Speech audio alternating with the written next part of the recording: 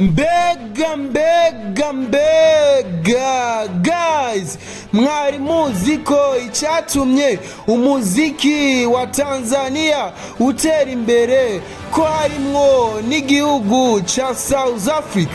Guys, nizere ko ivyo tuvyemeranye ata numwe ashobora guharira. Guys, mwibuke ko Diamond Platnumz yakoranye n'umusore yitwa Kostatich.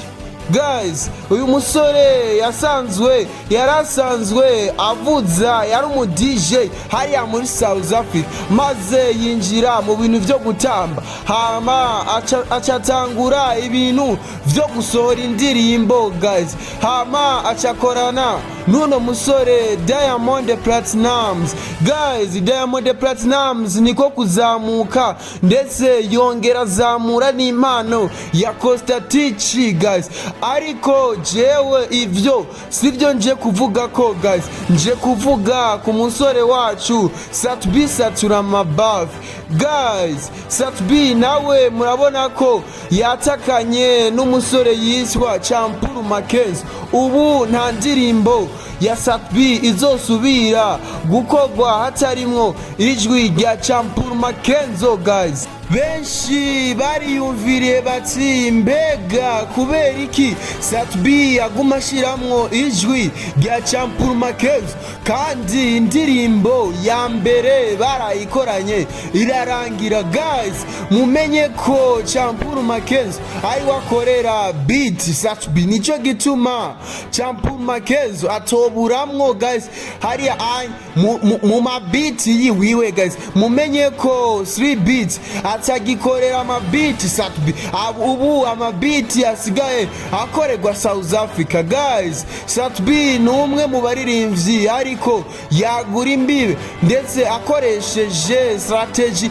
z'umuziki wiwe. Guys, nimba Satbi yatakanye na Champuru makenzo, mumenye ko umuziki ndundi wamaze kurengana, umuziki ndundi wamaze kurenga imbibe. Guys, erega n'aba barigenti mubona ba Diamond Platnumz ndetse n'abandi bagiye batandukanye, mumenye ko bazamutse kubera umudiho w'amapiano. Guys, Satbi yari yavuze ati je nta mapiano nzosubira gukora, ati nta piano ngaye mu Burundi muzosubira kumva ijiva muri Empire, mu bwami bwa Empire. Ariko ubu mumenye ko ariyo asigaye akora. Guys, mwe mwibaza ko ari kubera iki yigaruye akavuga ati reka nkore umudiho w'amapiano? Guys, impamvu nuko yicaye ariga aramenya ati amapiano arayoboye ngaha ku isi. Guys, aricara aravuga ati utaririmbye amapiano ati umuziki ndudi ntawe uri kurava ntawe uri kuraja. Guys, none mwibuke ko Satbi yakoze kuva ke kandi yakoze imiziki iryoshe, ariko ntaho yarenga imiziki ndundi yaguma ivuzwa ngaha mu Burundi mu gisagara ca Bujumbura ndetse nagiye hatandukanye gusa ngaha mu Burundi. Ariko mwabonye ko igihe atangura kugura umudiho w'amapiano, umuziki ndundi waraguye imbibe gushika naho agenda muri Afrima Award mu bikorwa bitegurwa na Africa. Guys, mu bihembo vya award. Guys, ico ni kimenyetso cerekana ko Satbi yaguye imbibe ku mudiho wiwe w'amapiano. Guys, abaririmbyi b'abarundi niyo batasohora amapiano, guys, bamenye ko umuziki ndundi ataho bariko barawutwara ndetse ataho uri kurava ataho uri kuraja. Guys, erega amapiano mumenye ko